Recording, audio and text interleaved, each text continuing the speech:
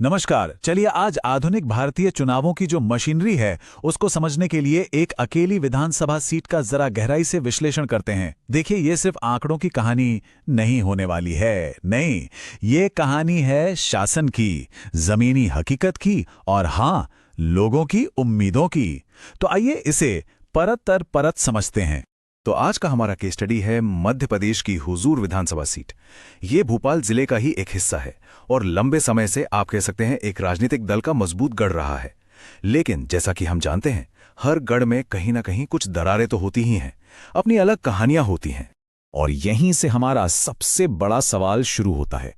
सिर्फ 5 साल के अंदर 15,000 वोटों की एक करीबी हार 97,000 वोटों की जबरदस्त जीत में कैसे बदल गई? आखिर हुआ क्या? 2018 का जो इतना करीबी मुकाबला था वो 2023 में आते आते इतना एक तरफा कैसे हो गया? ये जो बदलाव है ना, आज हम इसी पहेली को सुलझाने की कोशिश करेंगे। देखिए, इन बड़े बड़े आंकड़ों को समझने के लिए ना हमें पहले वहां के लोगों की, मतदाताओं की रोजमर्रा की जिंदगी को समझना होगा। क्योंकि हर एक वोट के पीछे एक उम्मीद होती है, एक शिकायत छिपी होती है, एक अनुभव होता है। राजनीति की शुरुआत हमेशा जमीन से ही होती है।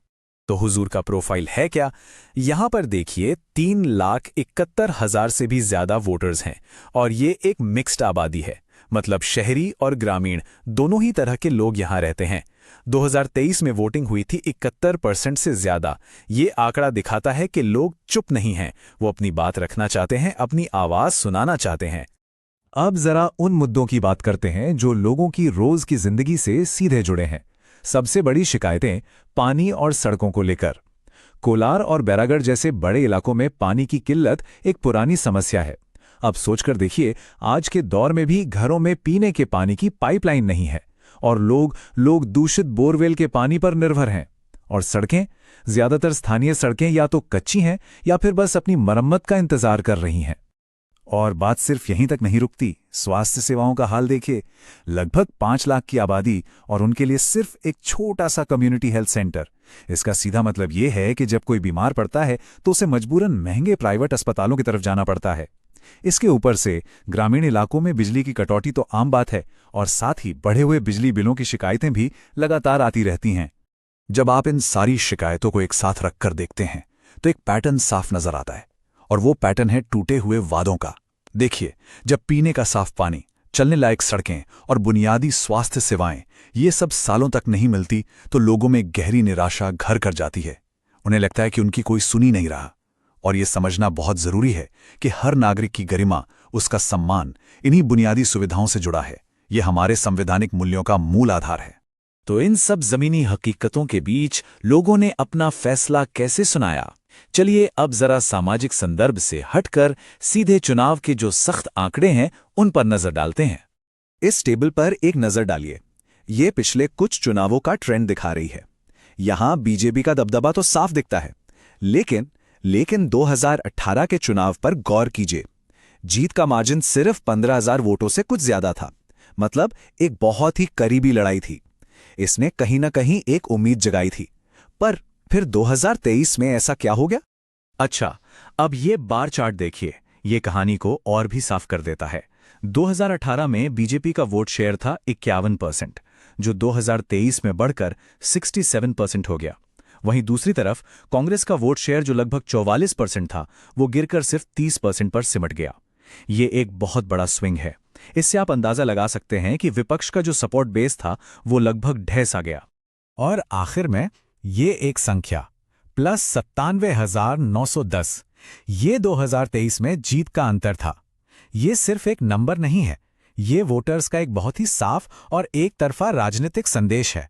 तो सवाल वही है, आखिर इतनी बड़ी जीत हुई कैसे? चलिए अब इसकी गहराई से पड़ताल करते हैं। हम उन सिस्टमैटिक कारणों को समझने की कोशिश करेंगे जिनकी वजह से ये नतीजा सामने आया। हमारा फोकस किसी व्यक्ति पर नहीं बल्कि पूरे सिस्टम पर होगा। देखिए, किसी भी चुनाव का नतीजा 2 तरह की चीजों पर निर्भर करता है। एक होते हैं अंदरूनी कारण और दूसरे बाहरी। यहां कैंपेन की अपनी अंदरूनी कमियां थीं, जैसे पैसों की बहुत ज्यादा कमी, पार्टी के स्थानीय संगठन का कमजोर होना और उम्मीदवार का चेहरा ज्यादा जाना पहचाना नहीं था। और फिर इन कमजोरियों पर बाहरी ताकतों का दबाव पड़ा, जैसे राज्य में एक पार्टी के पक्ष में मजबूत लहर और शहरी वोटों का खिसकना। जब ये दोनों चीजें एक साथ मिल जाती हैं तो नतीजा कुछ ऐसा ही होता है। अच्छा, अब सिस्टम से हटकर जरा उस मानवीय पहलू पर आते हैं जो चुनाव लड़ रहा था।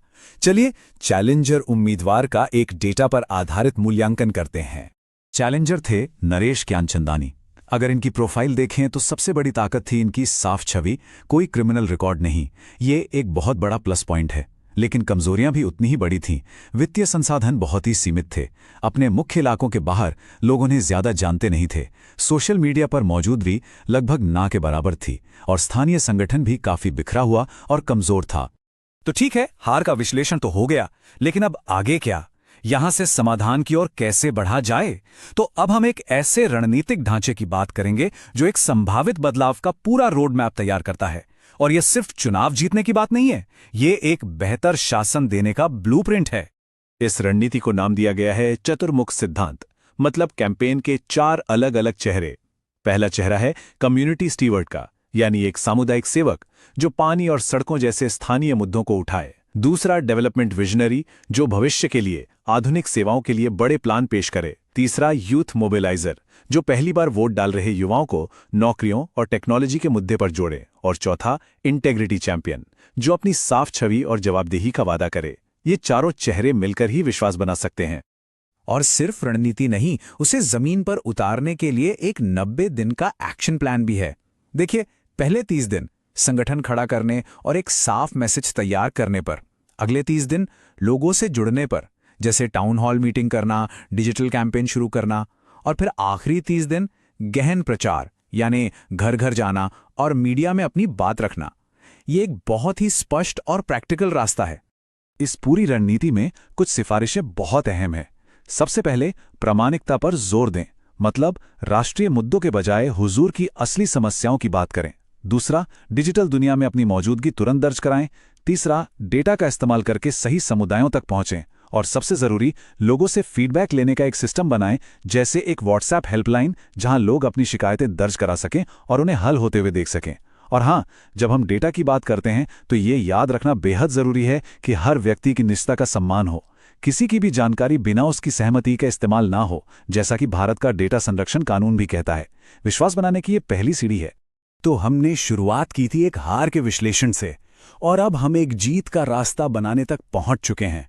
ये पूरा सफर हमें एक ही बात सिखाता है कि अगर डेटा, सही रणनीति और जमीन की गहरी समझ एक साथ मिल जाए तो किसी भी राजनीतिक चुनौती का सामना किया जा सकता है। जैसा कि कहा जाता है, अगर आप भीड़ खरीद सकते हैं तो आप शोर किराए पर ले सकते हैं। अगर आपको जीत चाहिए तो विश्वास अर्जित करें। ये सिर्फ हुजूर के लिए नहीं, बल्कि पूरे भारत में लोकतंत्र के लिए एक सबक है। अगर आप भी एक जन केंद्रित नेता बनना चाहते हैं और अपनी विधानसभा को आगे ले जाना चाहते हैं तो blueprintstrategies.ai से संपर्क करें, ngr@blueprintstrategies.ai पर, या कॉल करें 08040204160 पर। Purpose beyond politics.